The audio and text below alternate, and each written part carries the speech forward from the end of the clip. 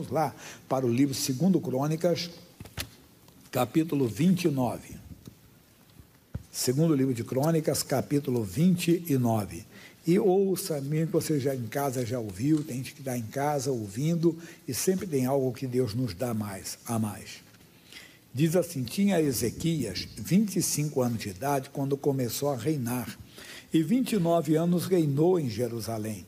E era o nome de sua mãe Abia, filha de Zacarias, e fez o que era reto aos olhos do Senhor, conforme tudo quanto fizera Davi seu pai. Então nós aprendemos aqui que Davi não era o pai dele direto, Davi foi um ancestral. Mas por que ele colocou Davi? Porque na casa dele, o pai dele chamava-se Acais, e o Acais não foi uma referência. O Acais você encontra no capítulo anterior, e você encontra também no livro de Reis. O Acais foi um homem que um dia ele fez um acordo, não digo nem propriamente um acordo, mas assim, é uma média, como o pessoal costuma dizer aí fora, uma graça, porque ele foi até a Síria encontrar com o rei da Assíria, e lá ele viu um altar, onde esse rei profano, que tinha culto pagão, oferecia sacrifício aos demônios.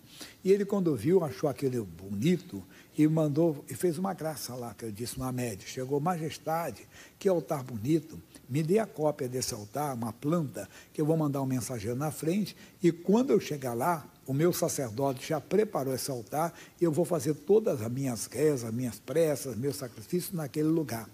E ele assim fez. Só que o altar que tinha em Jerusalém foi dado pelo próprio Deus ao Moisés. O Moisés fez inspirado por Deus, que é dirigido por Deus. Ele deixou o altar do Senhor de lado e passou a praticar essa profanação, essa idolatria. E muita gente às vezes faz isso. Então ele não foi uma referência dentro de casa. Ele buscou em Davi em gerações passadas. Aí estamos comentando que se você quer salvar a sua família, você tem que ser referência para a sua família. O Senhor Jesus falou lá em Mateus capítulo 5, versículo 14 em diante. Olha o que ele diz no 14. Mas vós sois a luz do mundo. Não se pode esconder uma cidade edificada sobre o monte. Olha o 15, que ele diz: nem se acende a candeia e se coloca debaixo do alqueire, mas no velador, e dá luz a todos que estão na casa. Quer dizer, nós temos com o nosso testemunho iluminar toda a nossa família. E ele fala mais ainda, no 16, ele diz: assim resplandeça a vossa luz diante dos homens, para que vejam as vossas boas obras e glorifiquem o vosso Pai que está nos céus. Eu falei, quando eu vim para a igreja, os meus irmãos e minha família começou a ver o que Deus tinha feito comigo. E eles entenderam que era bom andar com Cristo.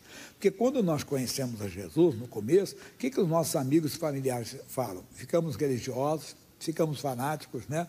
Vamos ficar xarope, vamos ficar... uma opção de adjetivos, né? Pejorativos que dão para nós.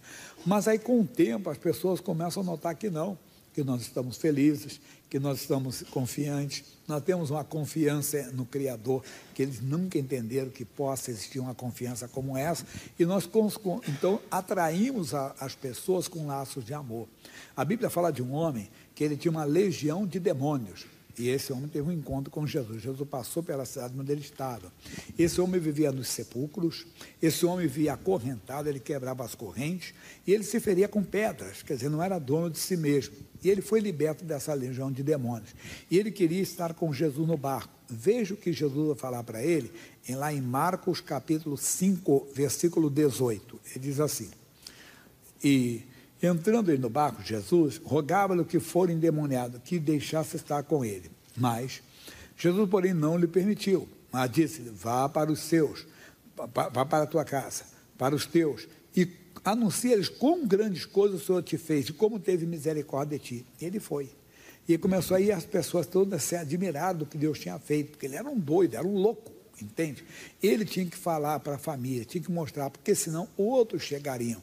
Quando ele foi liberto, a legião de demônios que estava naquele homem, aquela legião entrou nos porcos que ali estavam, naquele lugar. Eles pediram e Jesus permitiu. E os porcos se jogaram no despenhadeiro, se afogaram. Aí os porqueiros foram para a cidade e contaram tudo o que tinha acontecido do jeito deles. Quando as pessoas, os moradores da cidade, viram aquilo e viram o homem que foi endemoniado, em perfeito estado, lação, diante de Jesus, o que eles deveriam ter pedido? Senhor, fica conosco, nunca mais nos abandone, não saia daqui, não, expediu Jesus, não queremos o Senhor aqui, saia daqui. Por quê? Porque os porqueiros é que contaram. É que eu falei, o que são os porqueiros? Os porqueiros se preocupam com os porcos, não se preocupam com vidas. Então as pessoas começam a distorcer, a mudar. Ah, olha, cuidado, lá na igreja fazem lavagem cerebral. Você já ouviu isso? Né? Lá na igreja você vai ficar assim, vai ficar desse jeito. Isso é o quê? São os porqueiros.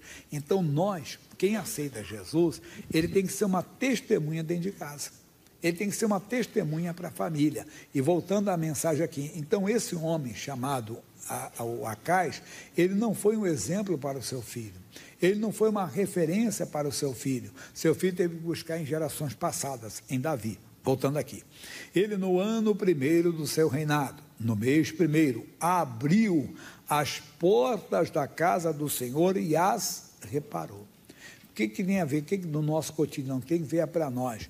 Tem muito cristão, a ver, a pessoa está aqui, mas tem porta fechada. O que é porta fechada? Eu entendo assim também. Tem muita gente que não se abriu com Deus a respeito de um assunto. Não estou dizendo que seja o caso de alguém, mas às vezes é um pecado não confessado. Ele é um cristão, um homem de Deus, uma mulher de Deus, mas não se abriu, então a porta está fechada. Ele tem algo escondido diante dele, e aquilo não é bom. Os antigos diziam assim, onde passa um boi, passa uma boiada. Onde passa um demônio, passa um inferno. Onde se esconde um demônio, os demônios se escondem também. Então, mas tem que se abrir com Deus. Deus é pedir perdão para Deus. E às vezes não é só para Deus. Se eu ofendi você, eu tenho explicado assim, exemplificado dessa maneira. Se eu mentir para você, não adianta eu só pedir perdão para Deus. Eu tenho que pedir perdão para você. Eu pequei contra você.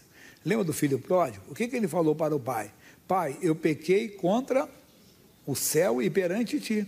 Quer dizer, tinha que pedir perdão. E às vezes você não se acertou com quem você tem que se acertar. A porta está fechada. Você tem que se abrir com Deus. Deus, me dê condição de falar, me dê oportunidade de me acertar com a pessoa que eu tenho que me acertar. E às vezes não é com ninguém, é só com Deus mesmo. Uma mágoa que você carrega, um ódio que você carrega, um ressentimento que você carrega, um rancor, isso está prejudicando você. Porque é uma porta que está fechada e o demônio está se escondendo aí. Então ele abriu as portas, abra as portas.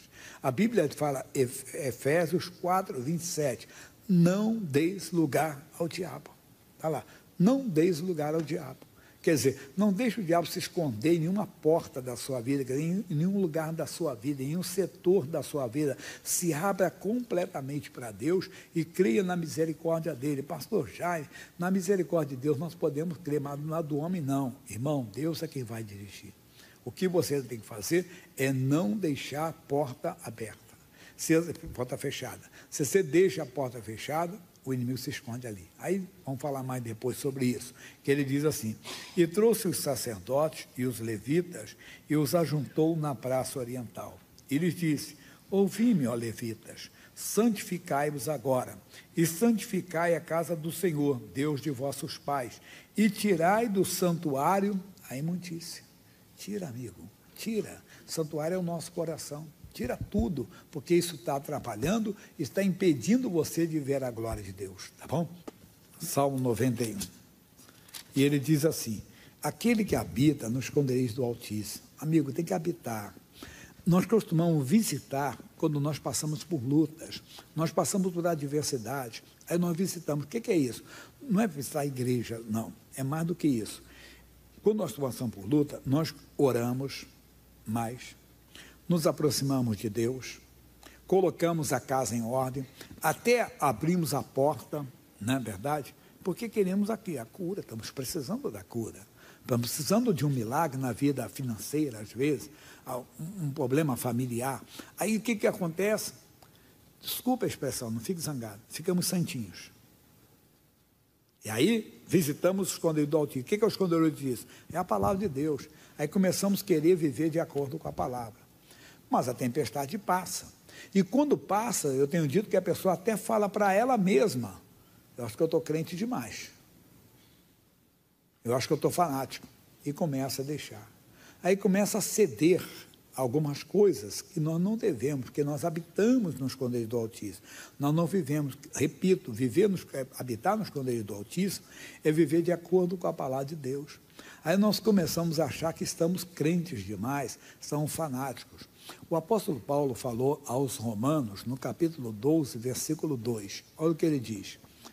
E não vos conformeis com este mundo. Não podemos ser conforme este mundo. Mas transformai-vos pela renovação do vosso entendimento, para que experimenteis qual seja a boa, agradável e perfeita vontade de Deus. Mas não, nós começamos então a ficar conforme o mundo, porque estamos crentes demais e vamos deixando a palavra de Deus.